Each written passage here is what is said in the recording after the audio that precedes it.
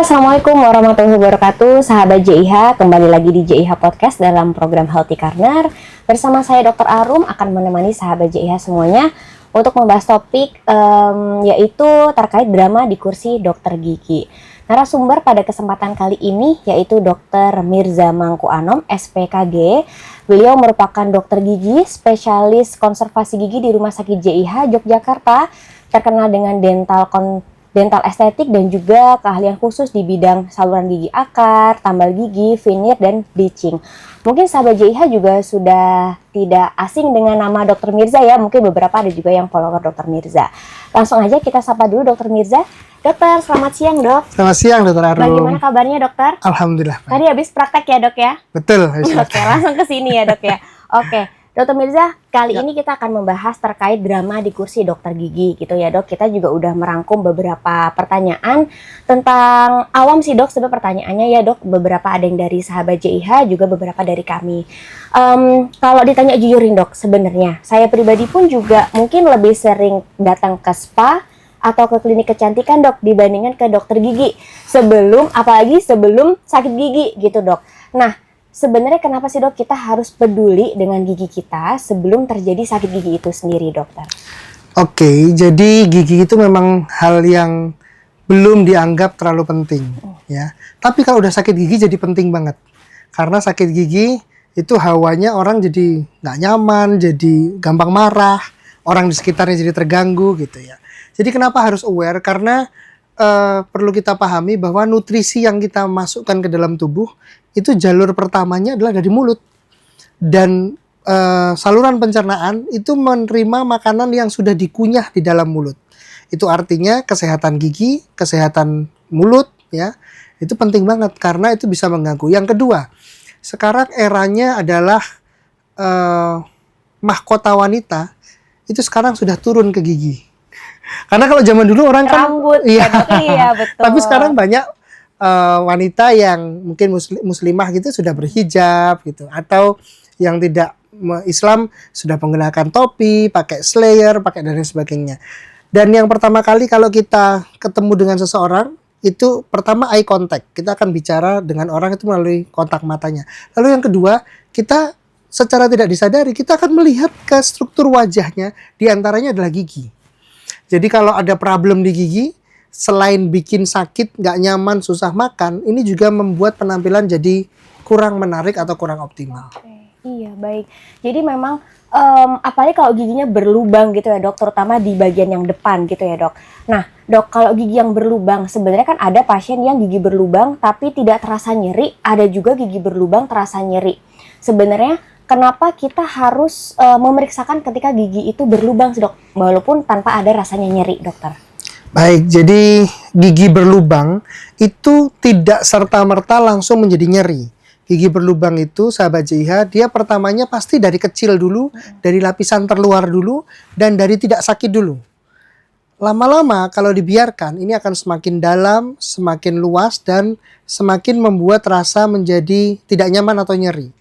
Dan pada akhirnya kalau sudah nyeri terus-menerus tanpa sebab, ujung-ujungnya giginya tidak bisa diselamatkan hanya dengan penambalan, tapi membutuhkan perawatan saluran akar, atau mungkin pembuatan pasak setelahnya, dan juga pembuatan dental crown, yang otomatis ini akan semakin panjang lama durasi perawatannya, jumlah kunjungannya semakin panjang, dan budget yang dikeluarkan semakin besar. Oke. Jadi itulah kenapa penting kalau ada gigi berlubang, sahabat JIH itu harus segera diperiksakan ke dokter gigi.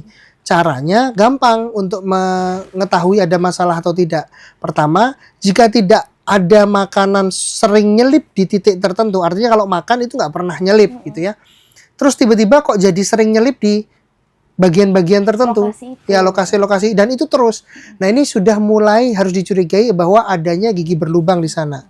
Dan untuk yang tidak ada masalah, sebaiknya rutin ke dokter gigi. Kenapa? Karena dokter gigi akan mengecek, membersihkan, dan juga untuk menyelesaikan masalah-masalah atau problem gigi yang masih bisa diselesaikan dengan cepat. Oke, baik. Dokter tadi sempat menyinggung terkait dengan saluran akar ya, Dok. Banyak banget pasien yang takut untuk perawatan saluran akar, Dok. Selain karena sakit dan biayanya mahal. Jadi sebenarnya seperti apa sih, Dok, untuk prosedur perawatan akar itu sendiri, Dokter?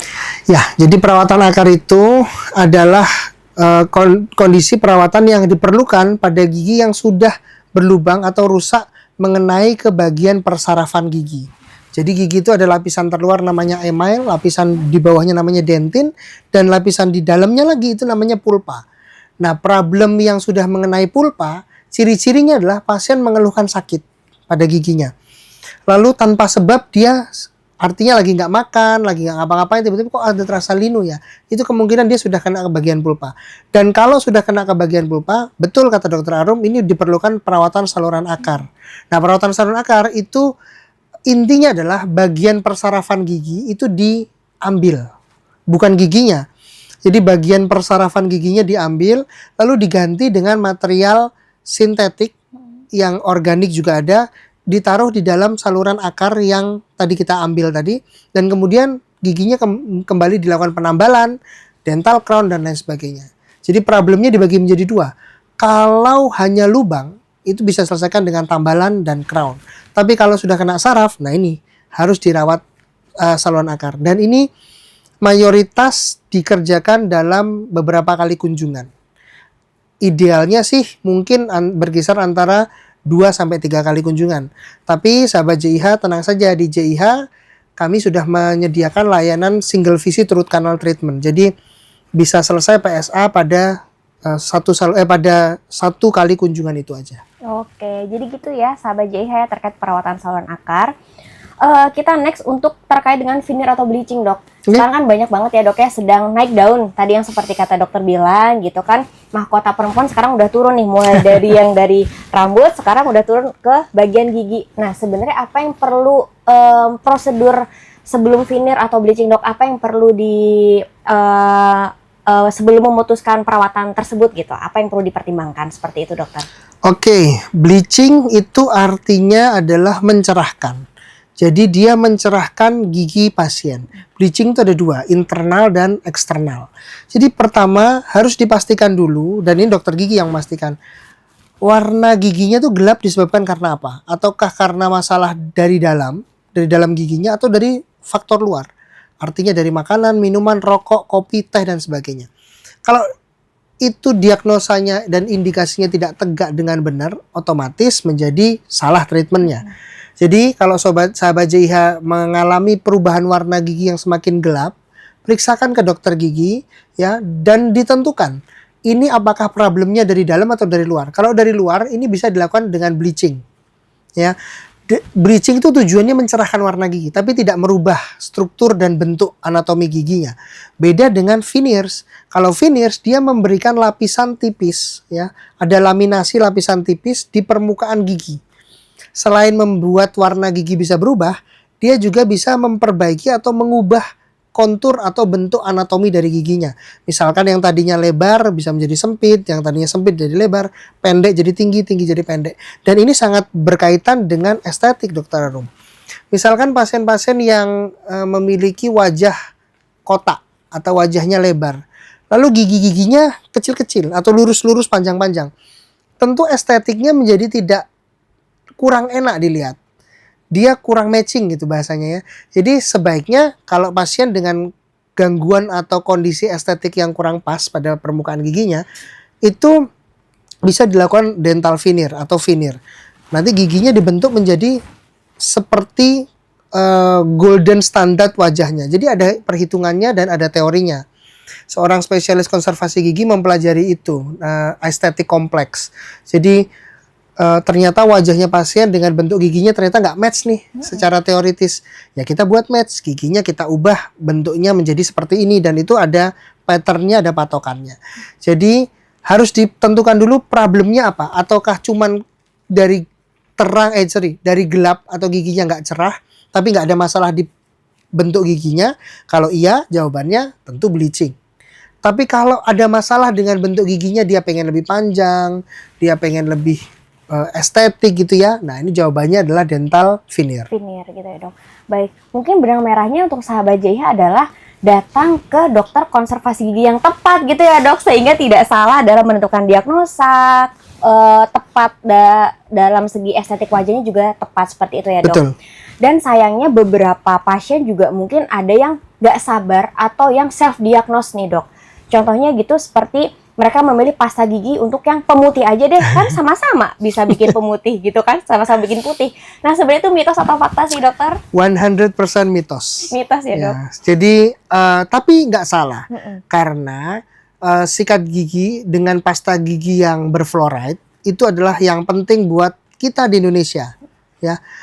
Jadi sebelum jawab itu saya mau jelaskan agak sedikit panjang sedikit. Jadi karena banyak ditanyakan sama mams nih. Jadi punya fluoride. Iya betul Dokter Arum. Jadi pasta giginya berfluoride atau enggak gitu. Lalu terus mereka mencari referensi kenapa di US, di Amerika atau di negara-negara Eropa banyak pasta gigi tidak berfluoride gitu ya. Jawabannya adalah karena air minum yang disediakan oleh pemerintah di sana itu sudah terfluoridasi. Sedangkan air minum kita di Indonesia itu tidak terfluoridasi dengan baik atau mungkin tidak terfluoridasi. Sehingga kebutuhan fluor di Indonesia itu sangat tinggi.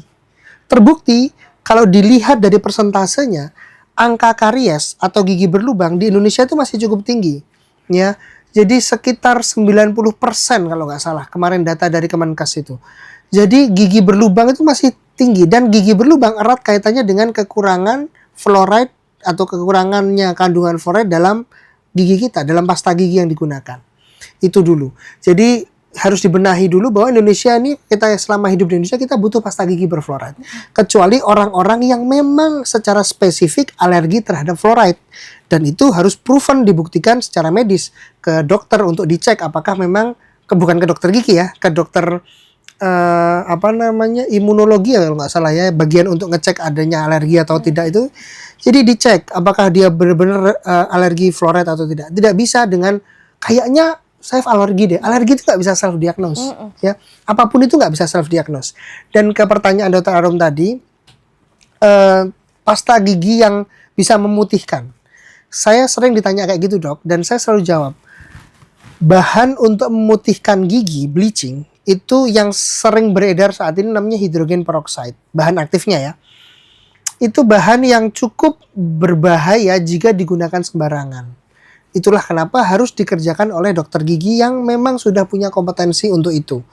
Dan pun dilakukan, dokter gigi itu akan melakukan isolating atau diamankan gusinya, pipinya, dan lidahnya pasien dari kemungkinan terpaparnya bahan bleaching itu. Supaya tidak kontak seperti itu supaya ya dok? tidak terkontak. Karena kalau kontak yang terjadi akan terjadi iritasi ya. Dengan penjelasan itu harusnya logika sadar kita, logika sehat kita sudah mulai terpancing untuk berpikir. Kira-kira masuk akal nggak pasta gigi ya yang digunakan di mulut, yang tentu di situ akan kena lidah, kena gusi, kena pipi, itu mengklaim bisa memutihkan gigi secara instan. No way. Tidak mungkin. Hanya ada dua kemungkinan. Pertama, tidak ngefek. Kedua, iritatif. Hanya ada dua itu. Kalau dia mengklaim bisa memutihkan gigi dengan pasta gigi, pertama, itu hanya gimmick dan tidak ngefek. Yang kedua, kalau beneran ngefek, yang menggunakan pasti iritasi semua. Nah, kalau jawabannya tidak iritasi, berarti pengalaman orang lah, saya nggak iritasi kok, berarti jawabannya pasta giginya nggak ngefek. Kalau dia bilang pasta giginya nggak ngefek, ya berarti dia memang less harmful atau dia tidak cukup untuk membuat warna giginya bisa berubah. Jadi putih ya dok. Nah, lalu secara psikologis orang yang sikat gigi dengan benar, rutin ya, itu secara psikologis dia akan membuat warna giginya semakin cerah. Ini tidak terbukti secara klinis, tapi secara psikologis, karena begitu sikat gigi nih, dia kan plaknya hilang. Jadi pasta gigi itu bisa menghilangkan plak, tapi tidak menghilangkan karang gigi. Karena ada juga Dokter Arum pasta gigi yang mengklaim bisa menghilangkan karang gigi. Wow. Itu juga klaimnya semakin melebar ya dok ya. Iya. Jadi mungkin pasta gigi yang bisa terbang juga ada kali Iya kali ya. someday. Karena mulai ada pasta gigi yang bisa memutihkan gigi udah lumayan lama ya. Terus pasta gigi yang bisa menghilangkan karang gigi. Tidak. Pasta gigi bisa menghilangkan plak, itu betul. Plak itu beda dengan karang. Plak itu adalah lapisan biofilm tipis yang terbentuk di permukaan gigi. Dan kemudian kalau dia ketempelan bakteri dan terjadi penebalan atau akumulasi terus-menerus, dia kemudian terjadi karang gigi. Nah, orang yang sikat giginya rutin, dia plaknya tidak terbentuk tumpukan gitu ya. Sehingga warna giginya secara psikologis dia merasa lebih cerah. Dan itulah yang diklaim bisa membuat warna gigi semakin baik. Tapi gimmick itu menurut saya juga tidak sepenuhnya berdosa. Ya, ini beda antara dosa dan tidak dosa, itu beda dengan antara salah dan benar. Ya, jadi kalau salah dan benar, klaimnya saya bisa bilang itu salah. Tapi kalau klaimnya itu apakah berdosa, menurut saya nggak juga. Kenapa? Karena itu membuat orang yang tadinya malas sikat gigi menjadi rutin sikat gigi, dan itu membantu, dan itu cukup membantu membuat kesehatan gigi sang penggunanya menjadi lebih baik. Oke, baik. Dokter tadi sempat disinggung sedikit terkait fluoride. Jadi karena mungkin anak saya masih kecil ya, Dok ya. Jadi saya ada grup sama mama-mama sama bunda-bunda, termasuk tadi Dok terkait yang fluoride. Jadi sepertinya ada misleading di antara mamah-mamah yang akhirnya dalam grup itu tuh mereka berbondong-bondong jadi menggunakan pasta gigi yang tidak berfluoride lagi. Gitu, sampai akhirnya waktu itu grup kami mendatangkan dokter gigi untuk memberikan kuliah WA gitu kan, dokter gigi gitu kan. Termasuk waktu itu mitosnya adalah katanya fluoride itu menurunkan IQ anak, Dok. Nah, ini kan misleading banget ya, Dok ya gitu. Nah, itu gimana, Dok? Jadi begini Dokter Arum dan sahabat JIH. Memang sekarang itu seseorang itu melihat atau mendapatkan informasi itu udah bebas banget. Sudah bisa dari manapun, dan itu nggak salah. Yang salah adalah karena kita tidak memfiltrasi sumbernya. Terkadang kita mendapat informasi dari mungkin influencer, selebgram, atau tiktokers, dan nggak salah gitu ya. Yang salah adalah kalau kita mengamini itu secara taklid atau secara buta. Artinya ya karena saya ngefans dia dan dia menggunakan itu, saya harus pakai. Mengiyakan apapun yang dia omongkan. Jadi kan itu namanya buta taklid. Jadi itu salah gitu ya. Kita harus tahu dasarnya. Dasarnya adalah pasta gigi yang berfluoride itu diperlukan di Indonesia. Begini penjelasan penjelasan secara medisnya. Struktur gigi kita itu tersusun dari hidroksiapatit. Hidroksiapatit itu struktur yang mayoritas membentuk gigi. Dan ini kalau terjadi pengurangan hidroksiapatit atau kerusakan hidroksiapatit, itu akan membuat giginya menjadi berlubang. Ya, gigi kita itu berlubang kalau terkena asam, bukan terkena manis. Manis itu ada kaitannya dengan berlubang. Kenapa? Karena manis itu akan menjadi tanda kutip makanan dari bakteri, dan bakteri itu akan mengeluarkan asam. Dan asam itulah yang membuat gigi kita berlubang. Dan pertanyaannya akan makin detail. Emang pH berapa yang membuat gigi kita itu bisa berlubang? Kalau gitu kita minum es jeruk giginya berlubang dong? Jawabannya enggak. Kenapa? Harus ada pH tertentu yang bisa membuat gigi itu berlubang. pH-nya disebut dengan pH kritis. pH kritis itu angkanya 5,5. pH yang 5,5. Dan kondisi itu akan berkurang resiko berlubangnya kalau hidroksiapatit itu terkena fluor. Senyawanya yang tadi hidroksiapatit begitu kena fluor namanya berubah menjadi fluoroapatit. Fluoroapatit itu lebih tahan terhadap asam, sehingga resiko berlubangnya semakin kecil. Jadi ini jawabannya kenapa pasta gigi berfluoride itu penting dan bisa mencegah gigi berlubang. Runtutannya seperti itu. Hidroksiapatit kena fluor, senyawanya berubah menjadi fluoroapatit. Fluoroapatit pH kritis yang tadinya 5,5 bisa membuat dia berlubang. Akhirnya pH 5,5 itu tidak bisa cukup untuk membuat dia berlubang karena senyawanya menjadi fluoroapatit. Lalu kenapa di US dan lain sebagainya itu tidak menggunakan pasta gigi berfluoride? Karena fluornya mereka sudah cukup. Intake fluornya mereka sudah cukup, dan sesuatu yang berlebihan tentu akan berubah menjadi tidak baik, sehingga muncul tadi bisa membuat apa tadi? Menurunkan IQ, dokter. Berarti kita bodoh dong. Iya, makanya itu ya. Aduh. Mungkin kita nggak bisa salahkan, mungkin karena jumlah intake fluornya mereka mungkin sudah cukup. sehingga mereka kelebihan fluor dan akhirnya membuat keracunan fluor. Tapi Bapak Ibu atau sahabat JIH jangan takut. Semua yang berlebihan bisa membuat kita keracunan. Oksigen yang baik buat tubuh kita, kalau kita terlalu banyak oksigen, kita bisa jadi keracunan oksigen dan cukup bahaya buat otak. Dan bisa menyebabkan kematian bahkan. Oksigen yang berlebihan. Air H2O yang kita biasa minum dan mungkin sangat tidak beresiko, kalau kita konsumsi berlebihan, dia akan bahaya buat tubuh kita bahkan hingga kematian. Fluoride sama, karena semuanya itu ada batasan atau limitasinya. Tubuh kita bisa menerima. Nah, di Indonesia, saya bisa pastikan kebutuhan fluornya masih sangat kurang. Karena kita lihat dari data. Datanya adalah angka karies di Indonesia itu masih tinggi. Tadi ya, Dok, ya? Bahkan data Kemenkes terakhir rilis tahun 2023 atau 2024 saya lupa, itu karies itu masih menjadi 5 besar penyakit di Indonesia. Ya, bersanding dengan mungkin jantung, ya, kolesterol dan lain sebagainya.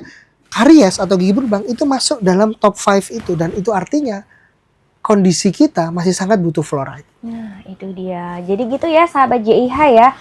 Udah terjawab ya mama-mama, bunda-bunda yang resah terkait dengan mitosnya seliweran banget, Dok, waktu itu di FYP dan lain-lainnya, Iya, kayak gitu tapi ya. nggak apa-apa sih. Kalau pada nggak mau pakai fluor nggak apa-apa. Kalau mau jadi donatur buat dokter gigi. Karena dokter gigi kan semakin banyak pasien. Oh iya, oke. Dokter, jadi lebih penting gigi putih atau gigi sehat nih, Dok? Gigi sehat. Gigi sehat opsi ya, Dok ya? Karena gigi sehat itu akan membuat orang menjadi nyaman. Dan kalau dia nyaman, tingkat percaya dirinya meningkat. Dan dia akan bisa menjalani hidupnya dengan sangat baik. Setelah sehat, baru kalau mau estetik, veneer dan lain sebagainya, oke. Tapi bagi saya, pasien-pasien atau orang-orang yang menggunakan veneers, tapi maaf ya, sahabat JIH, tidak tepat atau abal-abal begitu, itu malah nggak kelihatan cantik, by the way. Itu malah kelihatan aneh, gitu ya. Jadi, harus sehat dulu, baru cantik. Iya, oke. Dan pastikan datang ke konservasi gigi yang tepat gitu ya, Dok ya? Ya, Oke, dokter, sebenarnya kalau kita suka minum boba, kita suka ngopi, kita suka makan yang kita sweet tooth deh gampangnya ya, Dok ya. Sebenarnya gigi kita tuh akan kuat-kuat aja atau akan ada sesuatu yang akan kita petik nih, Dok, di kemudian hari, dokter? Oke, jadi konsumsi ini kalau kita ngomongin dari gigi ya, tentu kalau dari dokter umum atau penyakit dalam beda lagi pandangannya, karena konsumsi gula berlebihan ya tentu nggak bagus juga buat tubuh kita. Nah, buat gigi mau konsumsi gula, mau konsumsi asam, mau konsumsi asin, sebenarnya ya kalau menjaga kesehatan giginya itu bagus, nggak ngefek. Artinya baik-baik saja. Ini faktanya, email atau lapisan terluar dari gigi kita itu adalah organ atau jaringan tubuh terkeras di dalam tubuh manusia. Even itu mungkin tulang paha, tulang betis itu kan keras ya. Kalau dibandingkan dengan gigi, itu kekuatannya itu jauh lebih kuat gigi, email gigi kita. Dan itulah kenapa kalau dalam ada masalah kecelakaan atau wabah gitu ya, kenapa tim DVI itu ada dokter gigi? Karena saat organ kita ini tidak mampu menahan panas berlebihan, ya, misalkan terbakar gitu ya, korban kecelakaan pesawat yang sudah agak lama itu, seluruh organ tubuhnya sudah terbakar, hangus, nggak bisa diidentifikasi, giginya nggak terbakar. Dan itulah saya ingin menunjukkan bahwa gigi kita tuh sekuat itu. Gigi kita tuh nggak selemah makan manis lobang. Oh enggak, gigi kita itu lemah terhadap asam. Email kita itu lemah terhadap asam. Dan asam itu ada pH-nya, misalkan kalau cuman asamnya di atas 5,5, di atas pH kritis ya nggak bikin gigi kita berlubang. Nah, jadi kuncinya adalah menjaga kebersihan dan kesehatan gigi. Dengan cara apa? Sikat giginya harus betul. Caranya harus betul, durasinya harus betul, dan jumlah sikat giginya, artinya berapa kali sehari itu harus betul, dan pasta giginya harus baik. Itu kuncinya. Mau minum manis, mau minum sering gitu ya, apakah minum manis membuat gigi jadi mudah berlubang? Secara mitologi, dongeng iya gitu ya. Dongeng. Tapi secara medis nggak berpengaruh. Selama sikat giginya benar dan menjaga kesehatan giginya bagus, itu nggak akan membuat gigi kita mudah berlubang. Oke, jadi balik lagi ke cara kita merawat ya dok ya gitu. Betul. Ya. Jadi nggak sekena-kena karena minuman makanan tersebut gitu ya dok. Betul. Ya. Oke dok, ini mungkin dia pertanyaan terakhir ya dok. Oke dokter, kalau ada budget terbatas, perawatan gigi mana sih dok yang harus kita prioritaskan supaya gigi kita tetap sehat? Oke. Kalau budgetnya terbatas, ya tentu yang pertama adalah apa nih jadi chief complaint atau apa menjadi keluhan atau ketidaknyamanan utama kita apa? Itu dulu. Tapi kalau ternyata nggak ada sih, saya nggak ada sakit gigi gitu, nggak ada gitu. Lalu apa yang harus diprioritaskan? Pertama adalah periksa rutin ke dokter gigi, itu harus dibudgetkan, harus disiapkan dananya. Kalau orang-orang yang tidak dengan asuransi, jadi asuransi swasta itu kan mengcover itu ya. Itu harus disiapkan dananya, paling tidak 6 bulan sekali, dan sahabat JIH itu sama sekali tidak mahal. Karena mungkin angkanya hanya berkisar antara pemeriksaan dia 100 ribuan, 200 ribuan, dan itu kalau ditabung dalam jangka 6 bulan kan saya rasa insya Allah sih semuanya cukup, ya, bisa lah ya gitu. Dan nanti dokter gigi akan ngecek apa kebutuhannya, lalu akan dicek skala prioritasnya yang harus diselesaikan apa. Tapi kalau ternyata nggak ada semuanya dan belum pernah ke dokter gigi secara rutin, pasti karang giginya banyak nih. Bersihkan karang giginya. Itu yang harus diutamakan dulu. Kemudian kalau ada yang berlubang, ditambal tuh gigi yang berlubang. Kalau terus kemudian ada gigi yang pecah, gimana giginya bisa dipulihkan. Nah harapannya sahabat JIH semua hari ini yang menonton dalam kondisi gigi yang baik-baik aja. Tapi coba cek jadwal terakhir ke dokter gigi kapan? Periksa. Kalau sudah lebih dari 6 bulan atau mendekati 6 bulan, segera jadwalkan periksa ke dokter gigi. Kenapa? Gigi kita tuh dipakai tiap hari dok. Nah sahabat JIH, kita menggunakan gigi kita, mulut kita tiap hari. Nih saya lagi kayak gini, ini ngomong terus nih ya. Mulut kita itu terjadi perubahan asam yang basah asam gitu ya, dan membuat resiko gigi berlubang makin meningkat. Belum lagi kalau kita ngemil, belum lagi kita minum, belum lagi nanti kita ngopi, ngeteh dan sebagainya. Jadi mulut kita itu hanya berhenti bergerak saat kita tidur. Betul. Motor itu aja ada batasannya, dipakai kalau berangkat kerja, pulang kerja, atau mobil gitu ya. Setelah di rumah motor itu nggak aktif. Mulut di rumah ngomong, di kantor ngomong, nanti makan siang makan, nanti ada teman bawa cemilan kita nyemil, dan kita nggak rawat itu dengan baik, ya pasti akan terjadi kerusakan. Jadi sobat JIH, periksakan ke dokter gigi secara rutin untuk menjaga kesehatan gigi itu. Karena perlu diingat seperti yang di awal tadi dokter Arum, bahwa gigi semakin tidak dirawat, kondisi kerusakannya semakin besar, semakin serius, dan akan menghabiskan makin besar budgetnya. Jadi kalau mau irit, sebaiknya jangan tunggu sakit untuk periksa ke dokter gigi. Segera periksakan untuk mencegah masalah kecil itu menjadi masalah yang jauh lebih serius. Oke, jadi memang benang merahnya ada budgeting dan kontrol berkala ya dok. Betul. Ya, supaya nggak tiba-tiba nggak kontrol 2 tahun, tiba-tiba udah banyak banget ada karang, akarnya sakit dan lain-lain gitu ya dok ya. Oke dokter, mungkin ada akhir kata untuk sahabat JIH dokter untuk menjaga kesehatan gigi dokter? Oke, sahabat JIH yang sedang menonton acara ini, mudah-mudahan kita semua dalam kondisi sehat, termasuk dalam kondisi sehat pada giginya dan mulutnya. Saya berpesan mudah-mudahan jangan lupa untuk periksa ke dokter gigi 6 bulan sekali, dan sikat gigi minimal 2 kali sehari dan dengan durasi minimal selama 2 menit. Kenapa? Karena kalau kurang dari 2 menit kemungkinan kecepatan. Kalau lebih dari 2 menit kemungkinan kita muntah karena udah terlalu lama gitu ya, bosen ya, gitu ya. Iya. Akhirnya menjadi tidak nyaman. Jadi kuncinya dalam merawat kesehatan gigi itu hanya 2 dan mudah serta murah. Pertama, sikat gigi minimal 2 kali sehari dengan durasi minimal 2 menit dan dengan waktu setelah sarapan pagi dan sebelum tidur, bukan saat mandi. Mau saat mandi sikatan boleh, nggak masalah. Tapi sebelum tidur itu wajib, nggak bisa tidak. Itu harus dilakukan. Dan kedua, periksa rutin ke dokter gigi minimal 6 bulan sekali atau sesegera mungkin jika dirasakan ada ketidaknyamanan atau masalah. Selama itu bisa dilakukan terus-menerus, insya Allah kita tidak akan mengalami masalah gigi serius yang membuat kita menjadi terganggu aktivitasnya dan tidak nyaman. Jadi kuncinya itu, dan jangan takut ke dokter gigi karena banyak nih dok Iya. yang berpikiran bahwa kalau ke dokter gigi itu sakit gitu. Nanti mahal, iya betul ya. tapi sakit gitu ya. Enggak, dokter gigi itu tidak menyakiti ya. Yang membuat kita sakit adalah kita terlambat untuk ke dokter gigi. Kalau memang tidak ada masalah, dokter gigi tidak menyakiti. Dan tenang aja sahabat JIH, zaman sekarang sudah berubah. Yang dulu ke dokter gigi itu menyakitkan, mungkin dulu puluhan tahun lalu, mungkin ya, menyakitkan, menyeramkan gitu ya. Sekarang enggak, dokter gigi ilmu kedokteran gigi sudah berkembang jauh lebih pesat. Alat-alatnya jauh lebih canggih. Dan ke dokter gigi itu tidak sakit. Dan nyaman. Tapi, dan dokter gigi sekarang kayaknya sudah nggak ada lah dokter gigi yang galak gitu ya. Sudah pada humble ya dok ya. Sekarang bayangin aja kita sedang sakit terus digalakin kan makin bete. Gitu ya. Jadi itu sahabat JIH ada 3 kunci yang harus dijalankan.